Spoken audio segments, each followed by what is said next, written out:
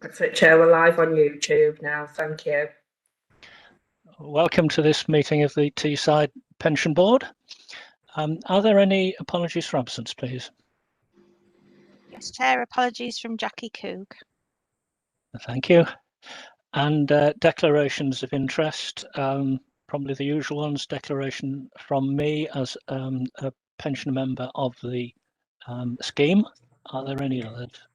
And me, Chair. Councillor Hosbson. I think that's it, isn't it? Thank you. Item 3, the minutes of the Teesside Pension Board from the 8th of February. Can we just take them for accuracy, please, first of all? Any comments on accuracy? Okay, thank you. And I think any matters arising will come up in the course of the meeting, I believe. Thank you. Item 4, the minutes of the Teesside Pension Fund Committee on the 9th of December. We had an oral report on that meeting at our last meeting, so there probably isn't anything that we particularly need to refer to here, unless there are any questions or comments from members on that one. Okay, thank you. And item 5, an oral report on the last meeting of the Teesside Pension Fund Committee, which was on the 10th of March. Over to you, Nick. Thank you, Chair. Yeah, there's a couple of things to point out from this meeting. There's also a few items on the meeting that we will pick up later in this meeting. Yep. So the first one to point out really is the audit completion report. The auditor presented the final audit results report to the fund for 2019-20 and confirmed that, as was indicated in the provisional audit report, EY, the external auditor, would be issuing an unqualified audit opinion on the financial statements. So that's good news. And he also, is Mark Rutter, who was there, he also confirmed that the final audit opinion would not contain any additional narrative to highlight any issue about material uncertainty on direct property assets. Now, originally, when they were at the start of the audit, there was a great deal of uncertainty around what our property was actually worth, because of sort of lack of trading in property really during the start of the financial year. But that uncertainty has pretty much gone away, and there's more clarity on the value of property assets. So that means that they don't have to highlight any material valuation uncertainty in relation to our property assets. So that's all good news. And I believe that the audit has now been, for the council and for the pension fund, has now been signed off for last year. And we're getting cracking on the next one now. But it's worth pointing out that the process was a lot longer than would normally be expected for various reasons that I'm sure Ian could fill us in on if you want detail on that. Other things to point out, there was the usual investment activity report to say what we've been doing with the assets of the fund during the quarter to the end of December. And during that period, the valuation went up quite significantly. So we went from being just over 4 billion at the end of September to being 4.38 billion at the end of December. So about 300 million increase, which is good, but it also highlights the volatility of our assets really, principally the equities that we hold. But it's better when it's going up than when it's going down, obviously. But we have got significant volatility. Another thing to point out, during the quarter, we actually invested over £45 million in alternative assets, which is something we're going to talk about later. That's about just over 1% of the fund in a quarter, which is quite good going, really. So we are putting money into alternative assets, which is one of the things that we have said that we will do to change our asset allocation. There was also a presentation from the Border to Coast Client Relationship Manager, who was at our last board meeting as well. So he presented to the committee in March, as he usually does. just really to give an update on how border to coast investments are going and how the fund is the company is going, shall I say. Sort of interesting points from that include that they're continuing to recruit and grow, and they've actually recruited over 20% of their staff have been recruited during lockdown. So there's about 20% of the staff that the client relationship manager was telling us he hadn't actually met in person because they've all been recruited during lockdown. So clearly the restrictions haven't hampered border to coast in terms of recruiting staff, which is good news. There was also some items that are on our agenda around the strategic asset allocation update, around the national knowledge assessment outcome, around the pension fund business plan, and also around current issues, which are all going to get picked up later in the agenda. There was a report from CBRE on property, as usual, and they were reporting a slight improvement in collection statistics. So they are continuing to improve how much they're collecting in terms of rent, although that has been affected by the pandemic, and it's been affected because the government's restricted the legal options we have as a fund to collect debt from tenants, and that has been, I believe, extended to the end of June. Those sort of our inability to take people to court in the way that we used to. But nevertheless, CBRE are doing a decent job in terms of collecting the rent. And importantly, our property void rate, our vacancy rate is only just under 2.5% against an industry benchmark of about 12%. So we've got we're in a pretty good position property-wise. The thing that we're finding difficult from a property perspective is actually buying a new property. We've tried to, as has been reported to this board in the past, we've identified some assets that we would like to buy, but it's for one reason or another, it's proved difficult to buy additional property assets, although we're continuing to look. And we'll obviously let you know when we get one. There was then a report from XPS on the admin, and you've got an updated report later in the agenda. So that was the committee meeting. Thank you, Nick. Nick, do you have a rough figure as to the loss of rent that we're looking at the moment, and the amount that we think we might ultimately not be able to recoup? Well, we're not saying that we're not saying that we're not going to be able to get the money.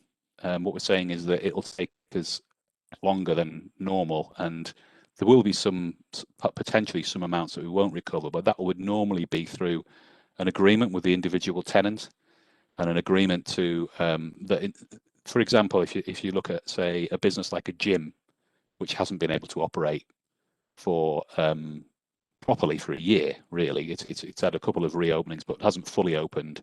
So it's difficult to ask a business like that to pay full rent, or you might want to be more mindful that you might want to help them out a bit. But it's about controlling that amount and agreeing what rent-free or rent-reduced period you will allow, and not just writing off money that's owed, particularly from tenants that you believe have been trading throughout the period and are completely viable. And we did have a couple of cases where tenants were just not paying us because that was their stance, and they knew that we couldn't take them to court.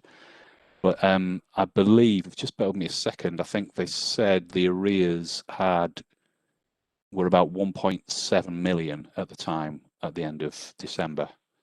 But clearly we expect to get the majority of that back. Yeah. And we're going to report on any amounts that we don't recover. Yeah. Okay, thanks. Any questions from members on Nick's report? Okay, thank you. We'll move on to the next item, which is item 6, the strategic asset allocation update. We've been talking for a number of meetings about the fact that the strategic asset allocation in practice didn't match what was appearing on paper. And this is really an attempt, I understand, to start to regularise that. But take us through what we need to know, Nick. Yeah, as you say, we've spoken to the board about this before, and the board has highlighted this as an issue, which is that for a couple of years now we've had a strategic asset allocation which says we would be 50% equity as a fund, and throughout that period we've been probably above 75% equity for most of the period. And this report is really around explaining or providing further explanation as to why that is. I mean, we provided some explanation at the last meeting, and really reporting that we'd gone to the pension fund committee and we have slightly revised our asset allocation after talking to our investment advisors. So we have reduced, or we've actually increased the target for equity allocation from 50% to 55%. We've made some other changes which are set out in the report, and I'll just take you through it now. Really, the table on page 18, top of page 18, I think paragraph 4.1, highlights the issue, if you like, which is that as at the 31st of March 2019, our equity position, our sort of was sort of 45% global equities, 30% UK equities, and as at the end of December, the UK equity value has gone down a little bit, but that's really because the value of UK equities has dropped a little bit. But the global equity amount has gone up because over that period, the value of global equities has gone up as well. So we haven't achieved reducing our equity allocation, and there's a few reasons for this, and they're set out in paragraph 4.2. So really, we have got in our strategic asset allocation, our target originally was 18% bonds. So we were saying that 18% of the fund would be in bonds, but our advisors were are still telling us that bonds aren't good value, and it doesn't really make any sense to buy bonds at this time. So that's one reason that makes it difficult to match our target allocation. Also, equity valuations, which dropped quite a lot in March last year, certainly globally bounced back quite significantly, and certainly excluding the UK, most equity markets are at record or close to record levels at the moment, which is good news if you hold a lot of equities, but it's quite quite challenging if you're trying to reduce your equity holding. And it also makes it difficult for us it's difficult obviously to time when you reduce your equity holding. If we decided to reduce our equity holding a year ago, then we would be kicking ourselves now. So it's very difficult to do it quickly, and perhaps not wise to do it quickly.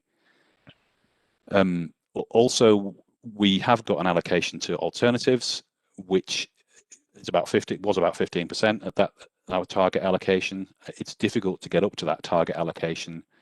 We had shown some decent progress in the sense that at the end of December last year, we got to about 7%, but we're still got a way to go. It's hard to invest quickly in alternative assets because of the way that that money is fed into them, if you like, and allocated to them, and the nature of those assets, and as explained at the previous meeting. And so, because it's a lengthy process, it means that it's difficult to sort that side of the asset allocation out, if you like.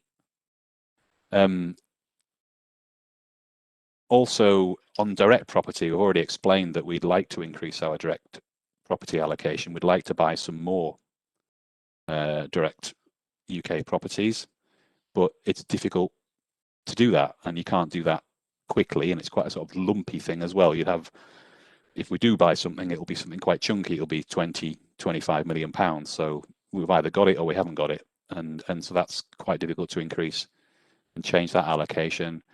And we had said that we would look at property debt, and we had put those investigations on hold when the market was a bit turbulent. We've started work again on that, and the investment team are going to consider potential property debt investment options, but not yet, not immediately anyway. So we are heavily equity invested, and you could say, well, as a long-term investor, why does that matter? We're a long-term investor. We're going to hold these assets for a long time. We don't immediately need access to lots of cash. What's wrong with being heavily invested in equities? And that the answer is that although we are long-term investors, the actual valuation of the fund is important to the employers within the fund when we have the triennial, the 3-year valuation. And that's what I'm showing on pages 20 and 21 is the actuaries graph on what's happened to the funding level of the scheme over the last couple of years. And you'll see that sort of midway across that graph, the funding level dropped very significantly from being over close to 120% to being below 95% in the course of a month or so. And the reason for that was the sort of dramatic reaction to global markets to the pandemic a year or so ago. Now that recovers quite well over the course of the next 3 months, and it gets back up to position at the end of December last year, where the actuary is saying that we were probably about 111% funded then, which is pretty good. But clearly, if we'd actually had a valuation at the 31st of March last year, that would have been very problematic, to say the least, for the fund and for the employers in the fund. So it's one of the reasons why it can be a bit difficult being invested in such volatile, heavily invested in such volatile assets as equities. So we've obviously been talking to our advisors about this, as well as talking to you about this as well previously, and we've looked at how we can reduce our equity allocation, how we can change that, and how we can give ourselves more realistic targets really as well. So the committee agreed to a revised strategic asset allocation, which included the following features, which were a significantly lower allocation to UK equities. So we have previously had quite a high allocation to UK equities. We've reduced that, or we will be reducing that, and that's really to reflect the fact that the UK market is really concentrated on a number of sectors, such as consumer staples, financials, and commodities, and really that means that the market performance is linked to those sectors, and it also reflects that future growth might be limited in the UK compared to other global regions. So we didn't want to be tied to a significant UK equity allocation, so we're reducing that allocation. We're also reclassifying infrastructure investments as a protection asset class. Now, the reason we're doing that is because the types of infrastructure that the fund is investing in are very much secure long-term investments that produce an income stream, and they are more sort of protection asset classes. So it's realistic to do that. And we're also reclassifying and splitting out property debt from other property, and we're saying property debt will be a protection asset because of the type of property debt investments we expect to make, and we're still keeping property as a growth asset. We're also reducing we're also putting in place a short to medium term target of 65% equities by the end of March next year. So this will be quite challenging for us because we're currently 77% equity or something like that. So we're talking about selling 12% of the fund's equity in the course of 11.5 months, or 11 and a bit months, which can be quite a challenge. But it's, if we don't have an interim target, it's going to be very difficult for us to demonstrate that we're reaching our long-term target. So that's our sort of short-term goal. And in the longer term, we are increasing the equity target slightly from 50 to 55%, really just to recognise that it is, although I've said that we've got to not be too volatile, the actuary does have some tools in their toolkit, if you like. If there is big volatility or significant volatility, they can smooth it out to a certain extent. So it's realistic to still have a decent equity target. So the revised strategic asset allocation is shown in paragraph 6.4, the long term, and the sort of the medium term one as well, the one in a year's time, short term really. And the next step is really that the table in 6.4 is getting included within an updated investment strategy statement, which will be circulated to pension fund employers for comment. And if there are no substantive changes, we will publish that investment strategy statement. If there are substantive changes, they'll be brought to the June committee meeting for them to have a look at. So that was that's the revised. And the other important thing is obviously the officers will continue to work to implement the revised strategic asset allocation and report back to the committee on progress in future meetings, and obviously to the board as well if they ask for that information. Okay, thank you, Nick. Are there any questions from members? Chris, Councillor Hobson.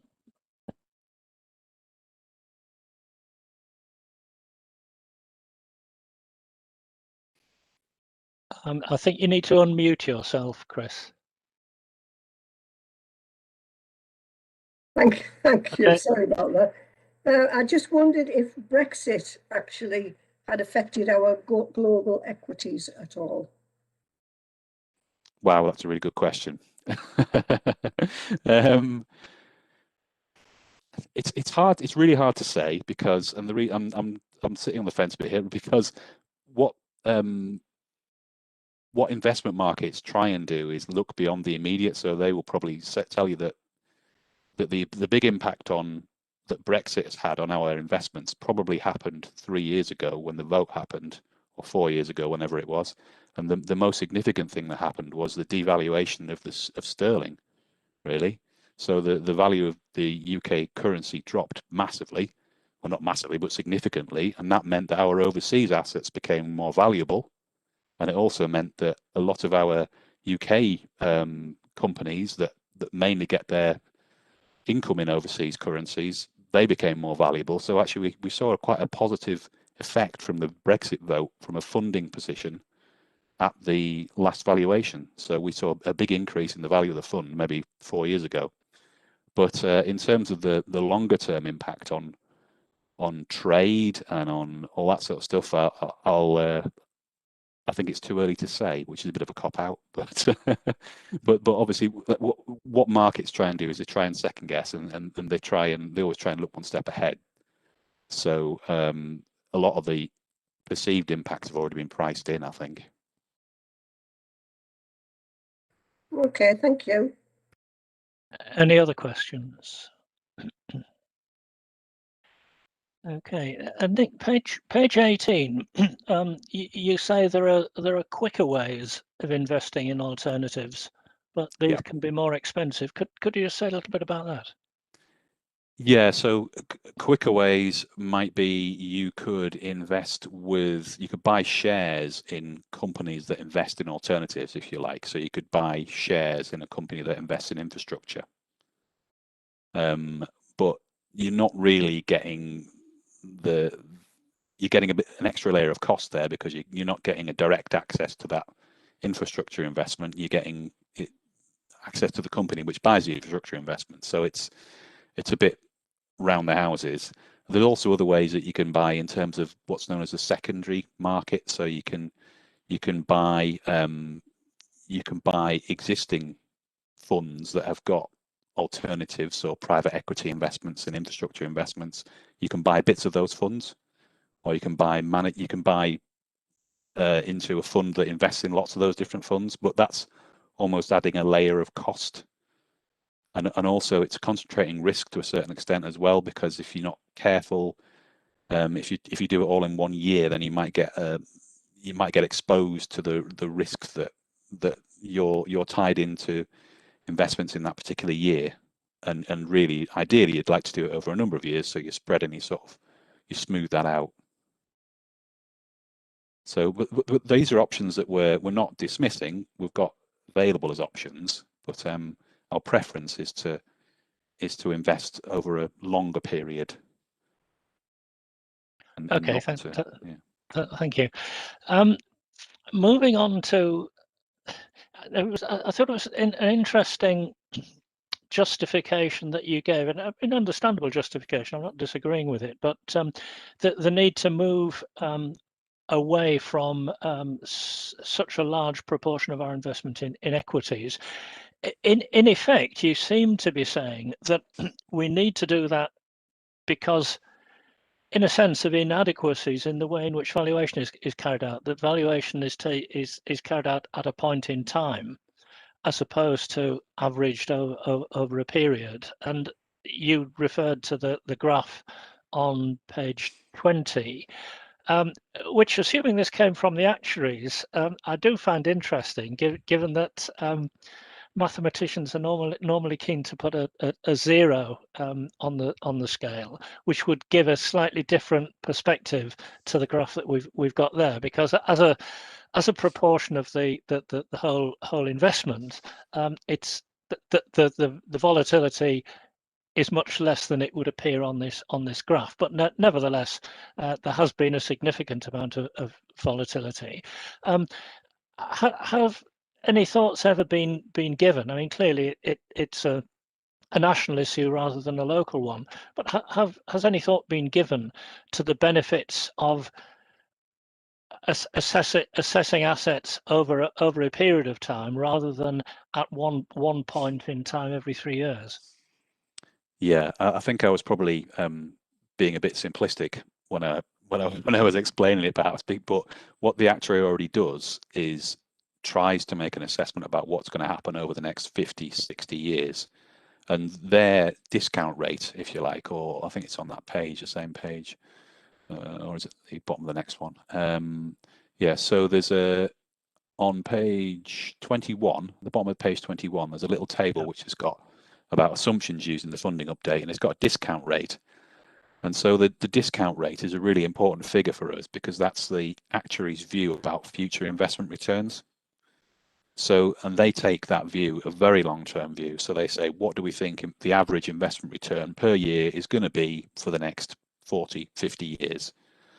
So they've got that long-term element built in there. But yeah, I mean, at the same time, they've got to acknowledge that the value of our assets has dropped.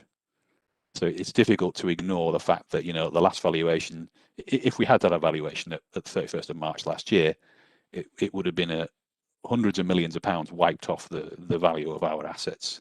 And it's difficult to ignore that, although they have got sort of smoothing mechanisms they can use. And one of the requirements they've got, as well as under the legislation, is to smooth any impact on contributions to employers. So they can't just sort of make the contribution rate jump up.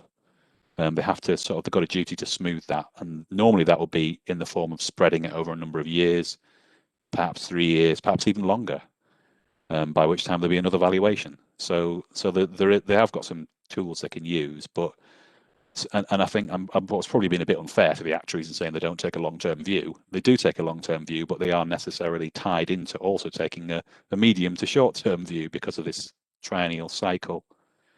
But yeah, it's a bit of a dilemma in some ways, a bit of a contradiction that we're a very long-term investor, but we do also have to take notice of what's happening in every 3 years.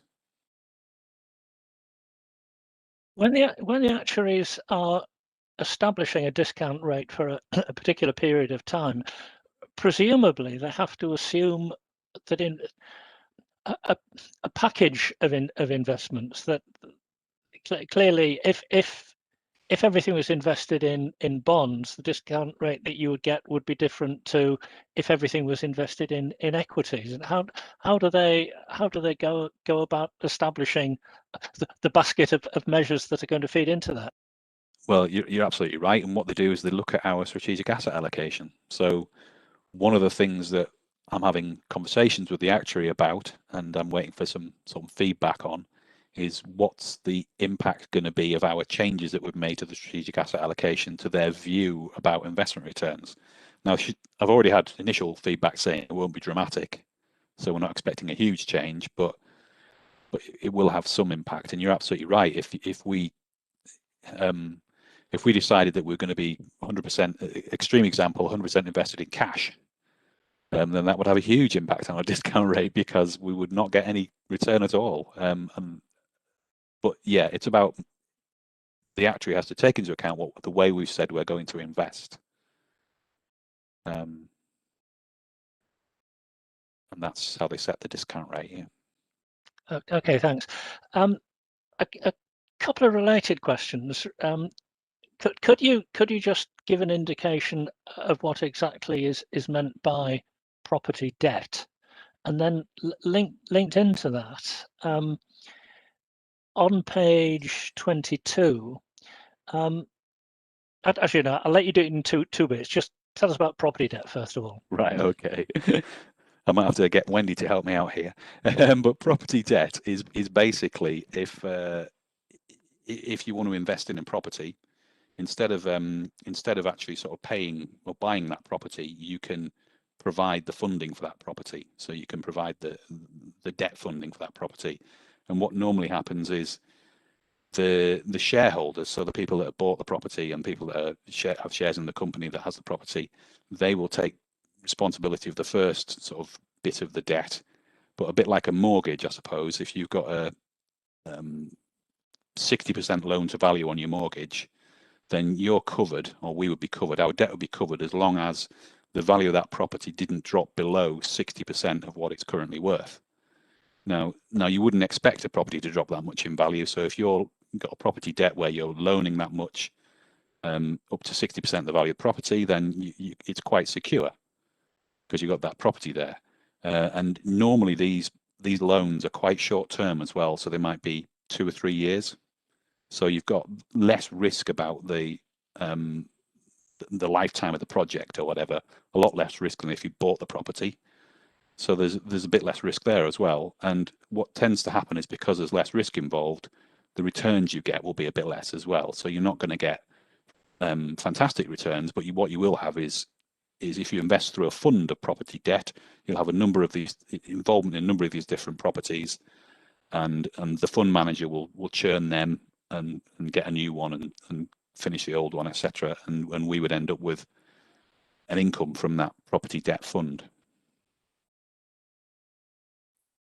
Thank you. Yes, that makes sense. I can see why it's classed as a protection asset in that case. Yeah, and related to that, then on page 22, there's this reallocation of infrastructure investments from previously being classed as higher risk now to being classed as a protection asset. I mean, this sounds more like a sort of clever accounting ploy than any change in practice. So what's the history of this? I mean, why is there a change in view of how infrastructure investments can be assessed? I think it's just because what we had originally was just alternatives, if you like. As a fund, we just had we had equities. At some point in the past, we might have had bonds, but we haven't had bonds for a long time. We had property, we had cash, and we had other stuff, alternatives, which was made up of some private equity, some infrastructure, and not a great deal of, and also some other alternatives as well. So at the time, I think it was probably simpler just to put them all into the growth seeking category, mainly because lots of these alternatives are growth seeking. But on further discussion with our advisors, they basically recommended that we should move infrastructure the way that we are sort of investing in infrastructure. They're not particularly racy investments. We're not expecting them to deliver incredible returns, but we are expecting to deliver steady returns. We're expecting to deliver income to us, and we're expecting as well that they are secure. So that was the rationale behind it, really. Okay, thank you. Any other questions from members? No. Okay, thank you. We'll move on then to item 7, which is the pension fund business plan. Quick introduction, Nick. Yeah, thank you, Chair. The business plan, we produce one every year, and the paper, the short paper on the front, shows the financial position for forecast income and expenditure for the fund for 21-22, the coming year, which basically shows that we're about £45 million short, which on the face of it is a little bit alarming. But I would point out that this doesn't make any assumption about the any increase in the value of the assets. Or in fact, it assumes the assets don't increase in value at all, which is a bit unrealistic. They will change in value. We hope they're going to increase, and over time, on average, they do increase. But there's no assumption there. So it's just looking at the income and the expenditure. And I guess the other reason that over the last couple of years we've been showing a deficit on this calculation, if you like, is because of the way that we invest in equities now compared to how we used to invest in equities.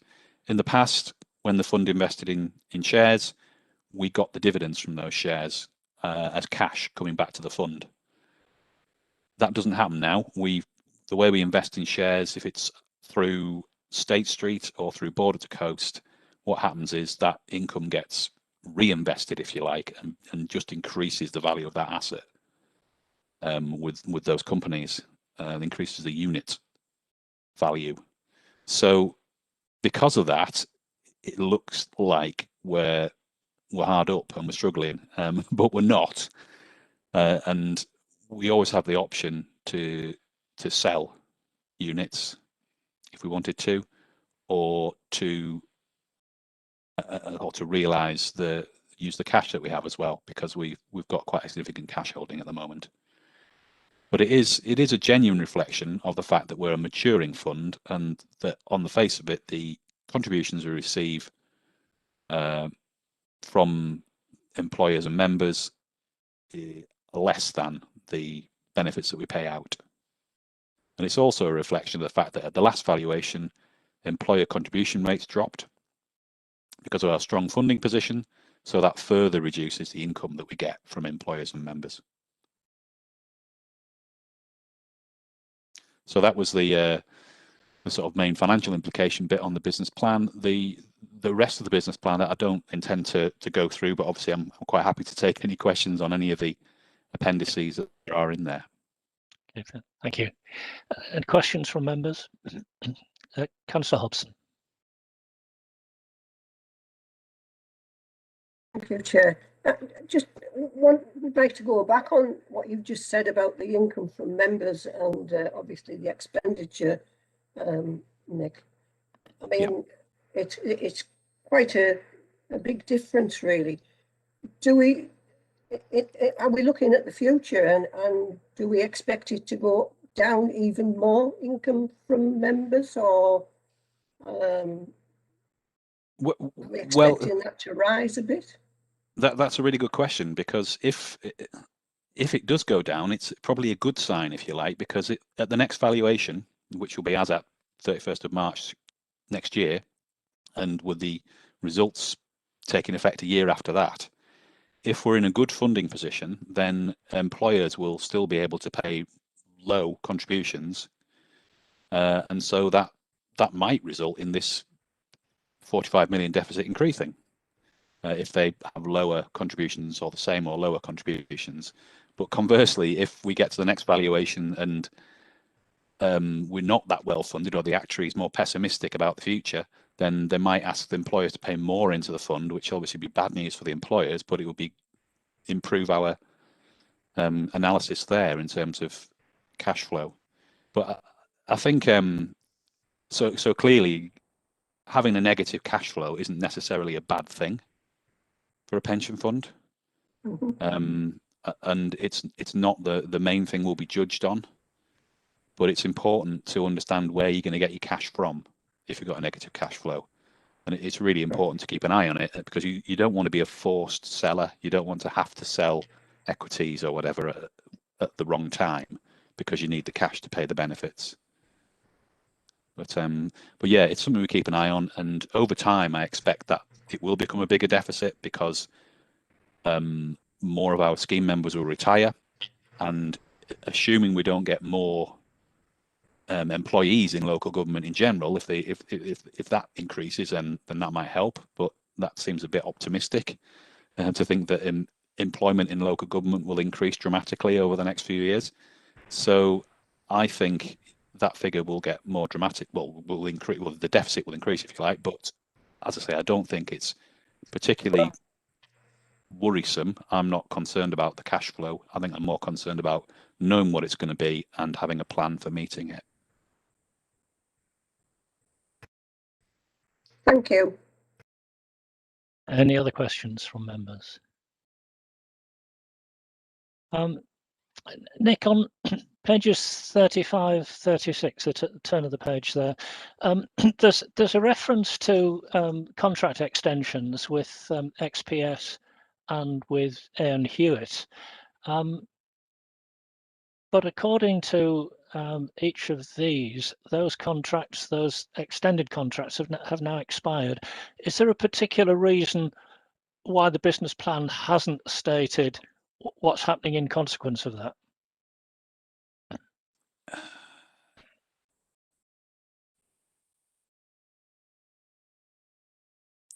Yeah, it's just an oversight on my behalf there, Chair. Well spotted. Okay. But yeah, I can explain what's happening.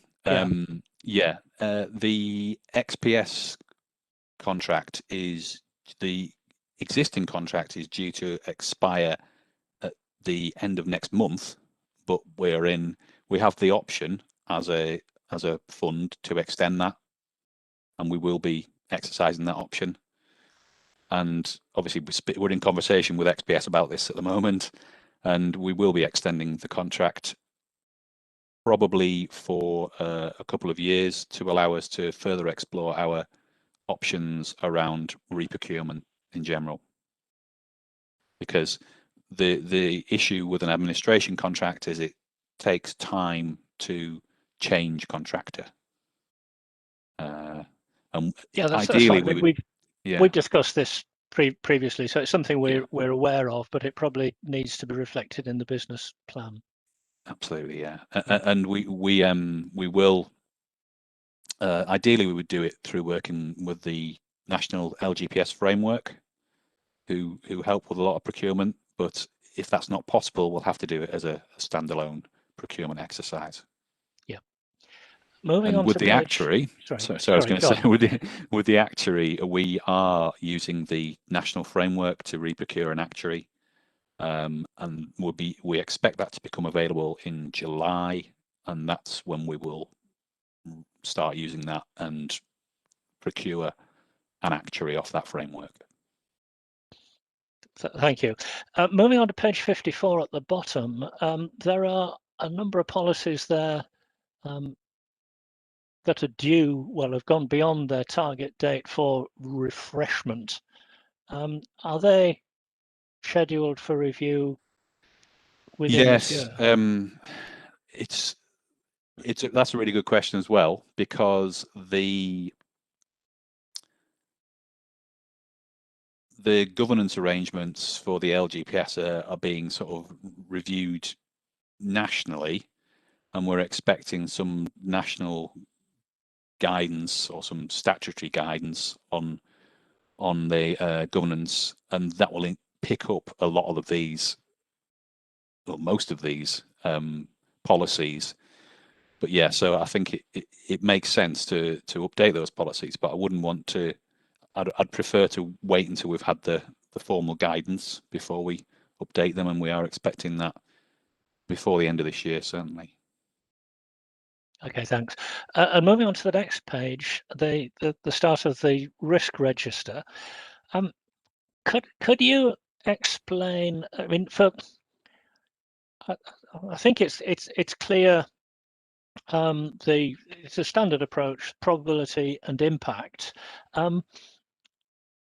When you look at impact, you're looking at impact from three perspectives. One is the impact on the fund and reputation, another is on the employers, and a third is on the impact on members. Those three are somehow sort of conflated together to give an overall measure of impact. Could you say what, I hesitate to use the word algorithm at the moment, but what technique is used to establish an overall impact figure from those elements? I think it's simple averaging, but I can get back to you with a better answer. Okay, right. I think yes, I think it would be helpful to know. And I mean, it did occur to me, looking at this enormous risk register, that whilst it's it's not for us to look in detail at the risk register. Perhaps at some meeting in the relatively near future, perhaps we ought to be taking a look at the risk register and the general approach that's used, because I don't recall it being something that we've looked at in any sort of detail. I think you're right, and I think there's obviously space in our work plan for that to be included in a future meeting, certainly. Yep. Okay, thanks. The last one from me on this, I think, is page 74.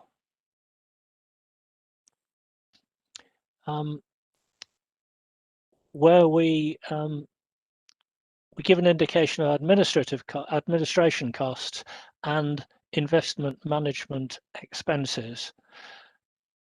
It's reasonably clear, I think, what investment management expenses are. Could you just give a sort of overview of the sorts of costs that come into administration costs? I mean, some of them are fairly obvious, but basically 2 million or even 1.3 million is a substantial amount. Yeah, well, the vast majority of them relate to the XPS contract.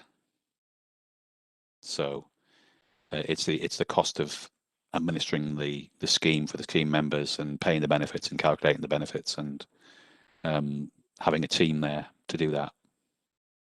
So if we thought of administration costs as almost being equivalent to XPS costs, that would be reasonably accurate.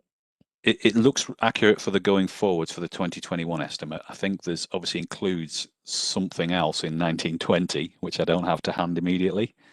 But yeah. We'll assume for the time being that was border to coast. Possibly, yeah.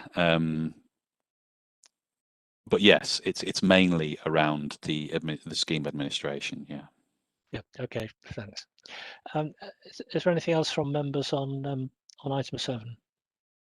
Okay. Move on to item 8, the annual report. Quick outline again, Nick. Just bear with me a second.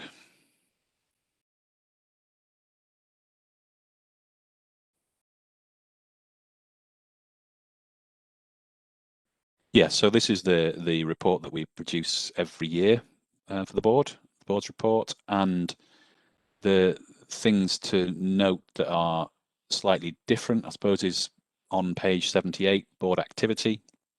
This sets out what's happened during the year, what you've discussed in the board, what items you've considered, and obviously there were only 3 of the planned 4 meetings that actually took place, because the first meeting that was going to take place, there was certainly some uncertainty about how we could operate remotely at that time, so that didn't take place. Although it's worth pointing out that pension boards are legally obliged to meet at least twice a year, so we met our legal obligations by only meeting 3 times. We exceeded it by 50%. And the items that you've discussed, hopefully you recognise those things that we have talked about. The impact of the pandemic on the fund, the board member training, which is quite a significant issue of discussion over the last few meetings. The obviously the admin reports from XPS, the updates on investment pooling, and we actually had a presentation from the head of client relations at Border to Coast, who I think he said that was this is the first board meeting he's been asked to attend. So obviously none of the other boards are that interested enough to ask. The audit planning report, the your own report, etc., and current issues and updates on work items. Then there's the work program itself, which just sets out how we've created that, and on page 80 we've got the work schedule itself. And as was discussed at the previous meetings, we're approaching a period where there's lots of to be determined in the work plan. But as the chair's pointed out, one of the things we can put in there is looking at the risk register, but clearly any other items that you believe are important or interesting, you're interested in, we can add to the work plan, or we can just go back and revisit some of the other things we've already looked at. There's a brief section on the impact of COVID, and then there's the membership attendance, and that's the report. Thank you. Any questions for Nick on that? Okay, and are we content to accept that as the report that will be published on our behalf? Thank you, Councillor. Councillor Hobson, thank you. Councillor Eyre, are you happy to accept this report?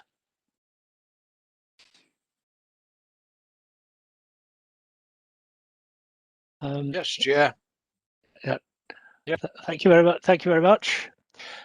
Just a very minor point from me on page 81. I think probably the font needs to be looked at.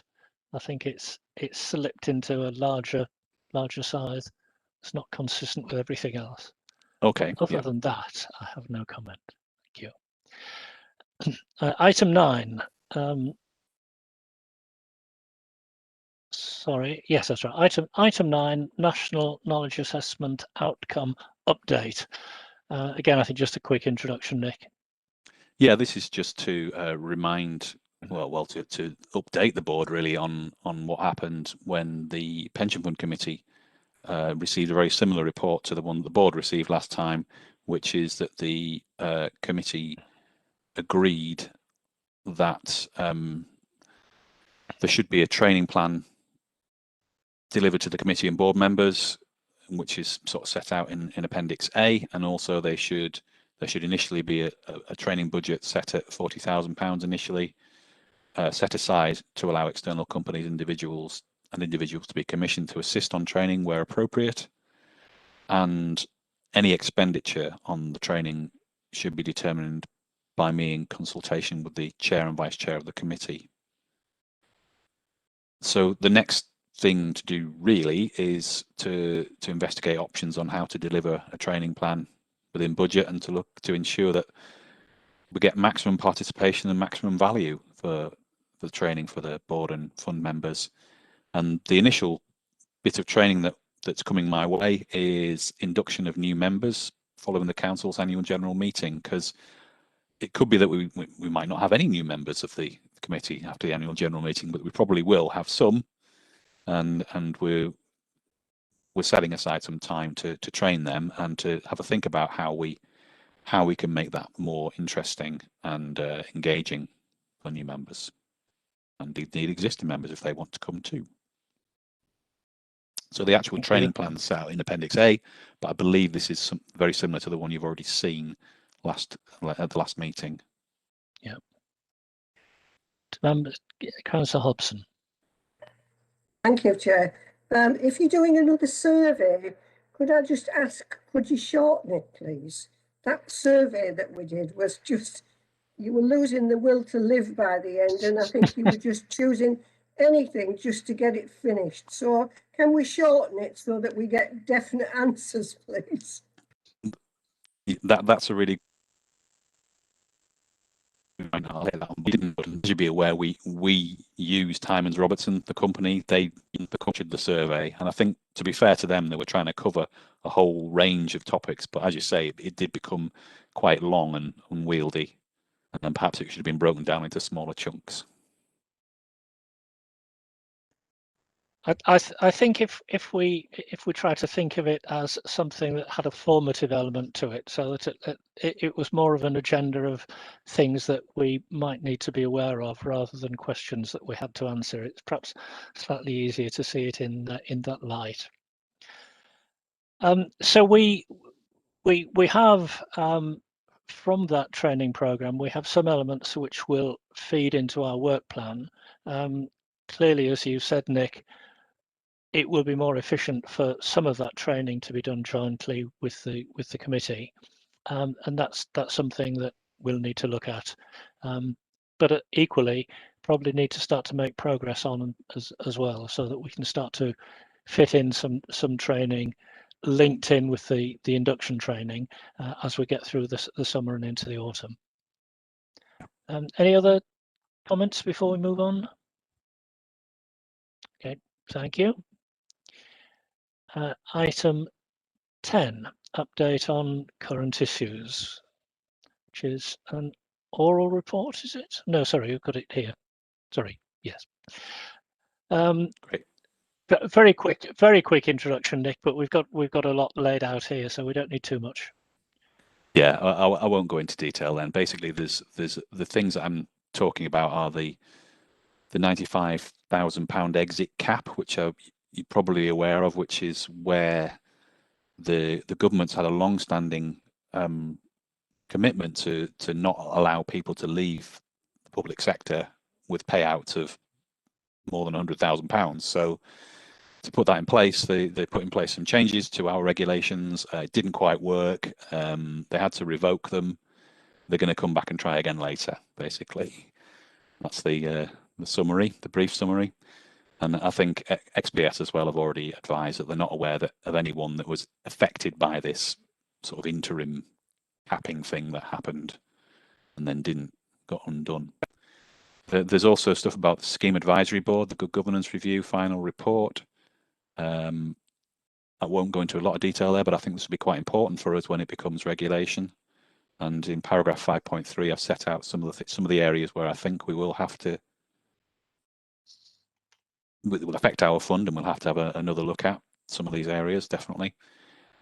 I also talk about, in paragraph 6, the government's consultation on increasing the normal minimum pension age. So at the moment, you can draw a pension from age 55.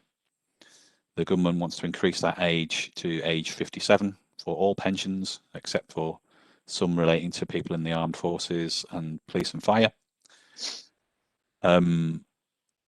By 2028, but the consulting on how they're going to do that and the way the consulting means that if you're in a pension scheme now, which allows you to retire at 55, and you stay in that scheme until you are 55, you'll still be able to go at 55. So there's some flexibility there. The consultation's ongoing, and then there's the pensions regulator has issued a consultation on a single code of practice. So the pension regulator issues lots and lots of codes and instructions to pension funds on how to operate. They're trying to simplify all that, make it more web-based, make it more, it will make it easier to comply with and easier to find things. But in the course of doing that, they are going to extend some things to impact on the LGPS that don't currently impact on us. And I set out some of those in 7.4. So that's that. Thank you. Any questions for Nick? Yes. Councillor Hobson. Yeah. Councillor Hobson first, please.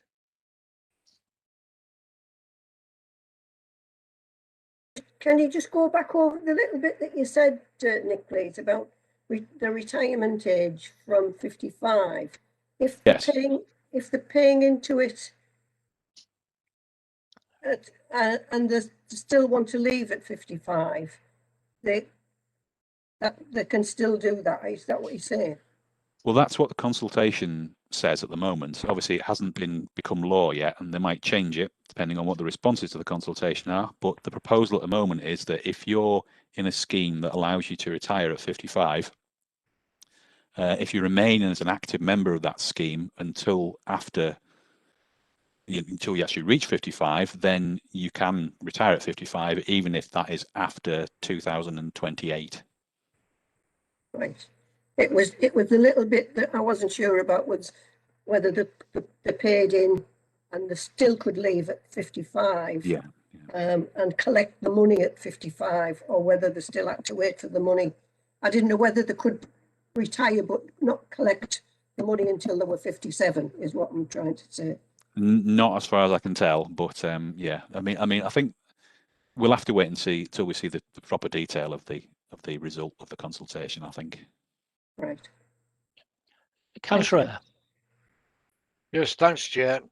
Nick, with a maximum payout of £95,000, would that have any effect on contributions paid in? And I'm not criticising by any way.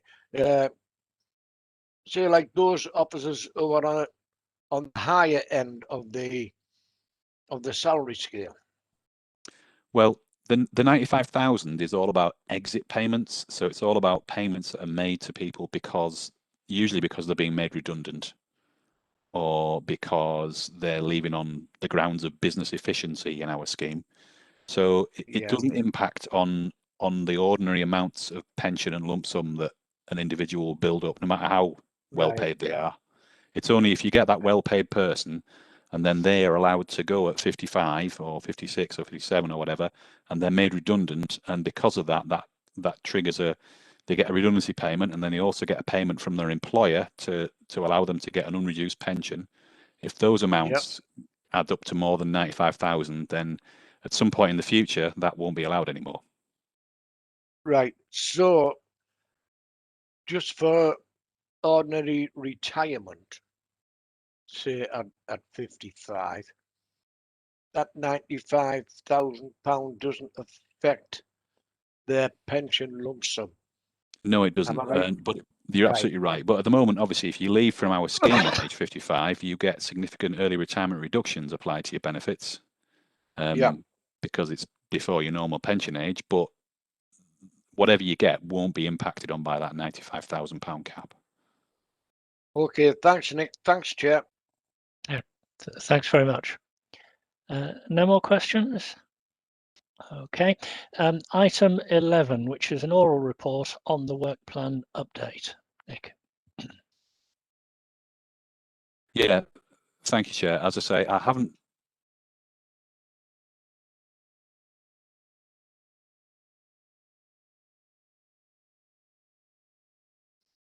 Sorry, I had some interference with my system there.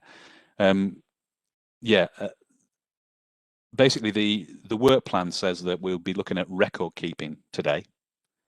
Now, I believe record keeping is covered in XPS's report anyway, which includes a report on common data and conditional data, which is the sort of record keeping aspect.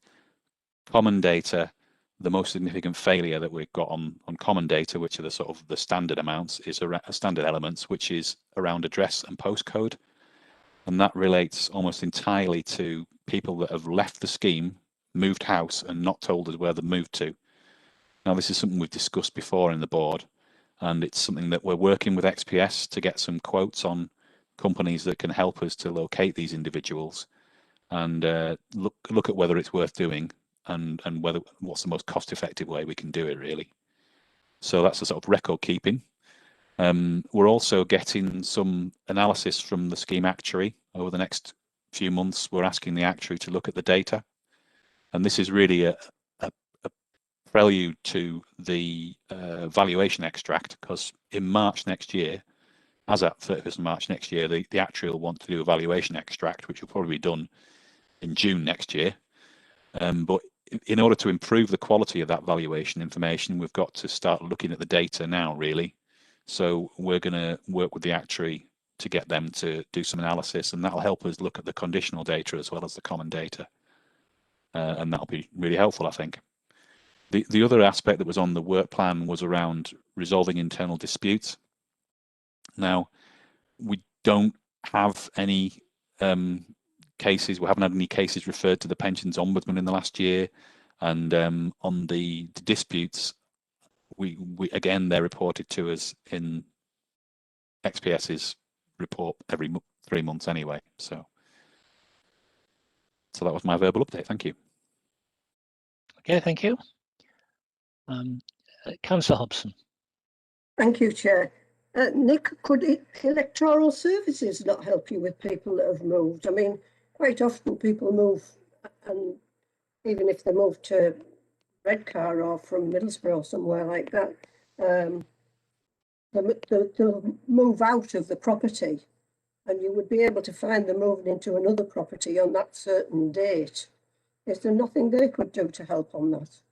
Well, I'm not sure, but when we've looked at this in the past, when I was at my previous fund, we looked at whether we could get, obviously the council's got lots of databases of information about people like council tax, as well as electoral services, which have got addresses, but we hit upon some sort of data protection issues around whether we were able to do it, because we would be using that data for purposes that it hadn't originally been collected for. So it ended up in the too difficult box when we looked at it last time, but it's certainly something we can have another look at. Can I just come back on that, Chair? Yes, indeed. I would think you might hit a barrier if they've ticked the box that says they don't want it on the, so you don't want it on the private list and not the public list. But if they hadn't ticked that box, then I can't see you've. What it's quite often. I mean, in my own ward, I know people move from one house to another, and you say, "Oh, they moved from such and such to such and such," and you can see it. And I just wondered if that would be a help. Yeah. Okay, thank you. It may well, but the other thing to point out, I suppose, is that these tracing agencies that we're talking about, they use electoral roll information as part of the information that's available to them. They also use things like credit history information and a range of other databases. So yeah, it tends to be that they're really, because this is all they do, they're really good at it, and they can do it for quite a reasonable price as well. I hope. Well, they have given us good quotes in the past anyway. So, thank you. Sorry, can I come back on that again, Chair? You can. I was just thinking of saving money, Nick. I look at absolutely, yeah, I'm all saving for money that. all the time, and think if it was done in house, it wouldn't be costing us anything. Okay. Yeah. Thank you. Any more questions? Okay. We move on to agenda item 12, a report from XPS. Graham, been sitting quietly there for the last hour and goodness knows how long. Over to you. Obviously, it's our usual report. So the headlines, Nick's already covered a couple, so I'll cover the usual McLeod judgment. Again, we're still waiting for some further consultation, and obviously legislation is probably still some way off, certainly till the end of this year before we know what this remedy will finally look like, possibly into next year. But we're also working with our software providers to start collecting the information that's going to be required. So obviously everybody's moved across to the care scheme in 2014. Part of the process we're looking at is obviously making sure we've got the right information for both sets of schemes. So we'll be sending out data captures of what we hold and getting employers to confirm that that's exactly what they hold, just so that we can get our records ready. Thankfully for the local government scheme, it's a little, well, comes across as a little bit simpler than what the other public sector schemes are, whereby obviously everybody got moved into the care scheme, and a small tranche of people who would need retirement were given the better of the scheme, better benefits from each scheme, but the contribution rate stayed the same. From this, certainly everything I'm hearing so far is that what will happen is that obviously that'll be expanded to everybody over that period, that 8-year period up to 2022. But we'll obviously have to go back to anybody who wasn't eligible for that protection and review their pension benefits, just to make certain that the benefits that they're receiving are the best ones that they could have had, whether they're in care or in the legacy scheme benefits. So we'll update the board as we go along with that one. Obviously, Nick's already covered the 95k cap revocation. Got some details, obviously, new financial year, so there's various different changes, or normally different changes to things like lifetime allowance. Obviously, the government's announced that that will be frozen for the next few years until government has the next election. But there's various different pension increases that have happened, so obviously that information's in there. And the other thing is COVID-19 update. As I said, obviously you know that we've been working from home mainly. XPS as a company has now looked at working practices, and there's a proposal that we will trial from August to the end of the year, where each member of staff will have an option of where they wish to work, whether that's mainly office-based, mainly home-based, or a flexible approach. And again, obviously we'll be looking to make certain that we have enough cover to cover the services we already provide. So if anybody wants to come into the office, there's somebody there that can actually answer those questions. So we're just collating what people wish to do at this moment in time. Membership movements, similar to what's been recently. Active slightly up, deferred slightly down. Pensioners and widows increasing still, and dependents. Details of the member self-service. Again, this has not been pushed probably as much as we could do. But those are the figures so far of who's not registered, who's registered, who's had accounts disabled, and then obviously update on who's been actually using the system over that point in time. Additional work, guaranteed minimum pension reconciliation exercise. Just been informed this morning that the fact that the current stage should be completed by end of May at the latest, and then obviously at that point we'll be able to come back through Nick or to the committee or to the board and point out the cases where we still can't reconcile, the ones that are fully reconciled now, and obviously the ones that we'll have to look further into any over or under payments. So hopefully by the summer we should be in position to provide that information to the board and committee. Complaints, as Nick's mentioned, nothing's really come through as yet. Going back, as I said, at the moment it's only to the end of December. IDRP, we had one regarding non-receipt of an expression of wish form, which is currently ongoing, and we also had an escalation at stage 2 about ill health retirement. Nothing that we know of with the pensions ombudsman. And again, sometimes they do come through later on because someone's applied directly to the ombudsman. We don't know until the ombudsman asks us for further information. Common data scores. Again, national insurance number with dependents. Again, we've got to rely on those to provide it, whereas obviously employees we tend to get it. So it tends to be children, if I'm perfectly honest. Titles we look at, but obviously when we run the report, we find out there's an error. Sometimes that's something as simple as the way the lookups work is if a Mr. or a Mrs. has a full stop at the end, it thinks it's wrong because our lookups won't have the full stop on. So we look at those and try and get those fixed. And as Nick mentioned, mainly address issues. Conditional data, again, we're not looking at everything at the moment, but again, if we include GMPs, that's around about 86.6% percentage. But as we're doing the GMP reconciliation, so we expect those to go up. To also give the score excluding GMPs, which is around about 98.25%. As I said, that's not covering everything that we'd expect from conditional. We expect obviously the actuary to come up with a number of things that they want us to look at as well. Customer service, obviously still just ticking over. And then we've provided an overview of where we are with the service development. I'm just waiting for sign off for the next stage of that internally, because obviously we're going to have to do some recruitment as part of that. Again, I'll have those discussions with Nick and report to the board and committee. So that next steps will be things like introduction of monthly contributions, which again should improve our data going forward, or your data going forward, because we should be getting regular updates from each employer to capture starters, leavers, variations as they happen. Performance, I said, we've got the employer liaison. They regularly look at payments that come in from each employer. So we've got to the end of February for this one. Again, anything late, we chase those up. So we're still working on those.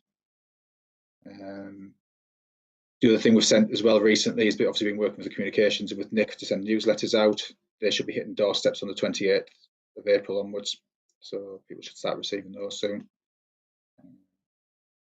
And then we have our performance charts, which again, at this moment, we're still hitting 100%. So far, touch wood, COVID and working from home hasn't affected us. But again, the new policy will keep quite a close eye on what happens, just in case there is a drop off and we're not as efficient working from home due to IT issues, any of the problems that may crop up from home. But we've been kind of doing it for a year, so we're hoping that we've ironed out any issues that are there. So, any questions?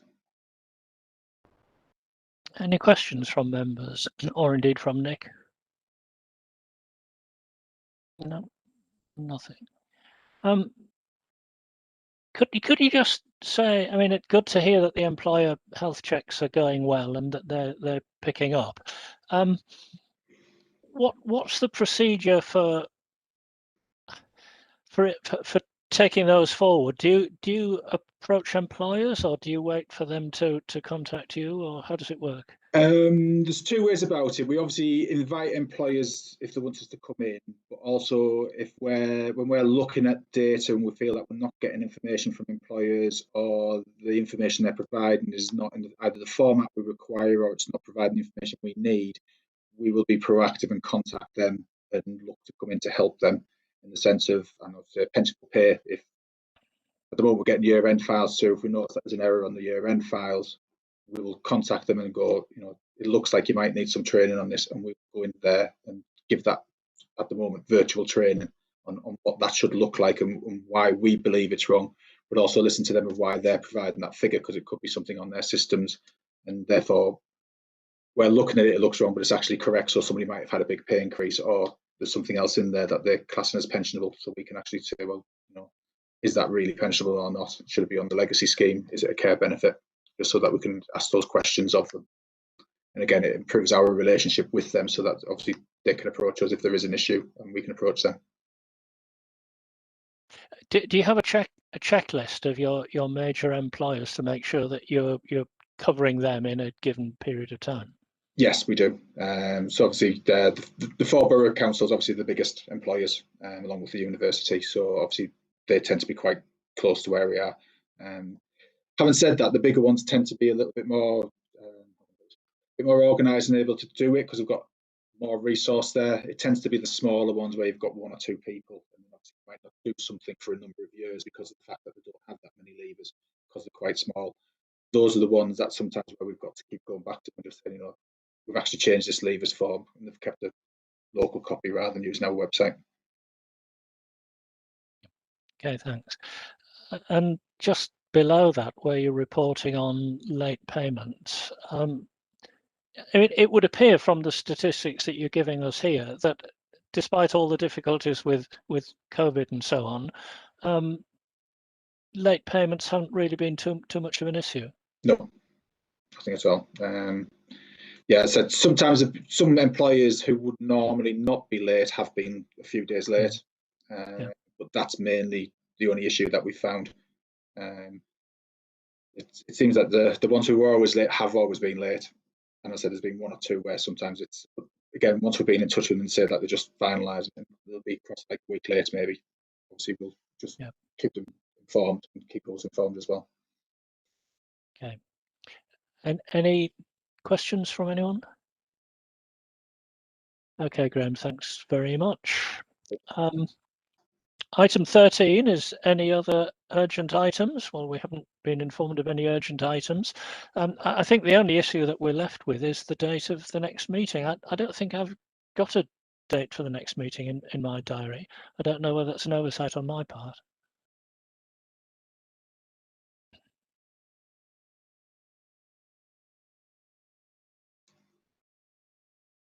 The 19th of July, Chair. 19th of July, thanks very much. It's probably my fault. Okay, in that case, I think I can declare the meeting closed, and we meet again on the 19th of July then, in the sunshine once again, I hope. Thank you for your attendance. Good, thank you. Goodbye. Bye. Bye to everybody. Thank you, Chair. Thank Cheers, you. mate. Bye.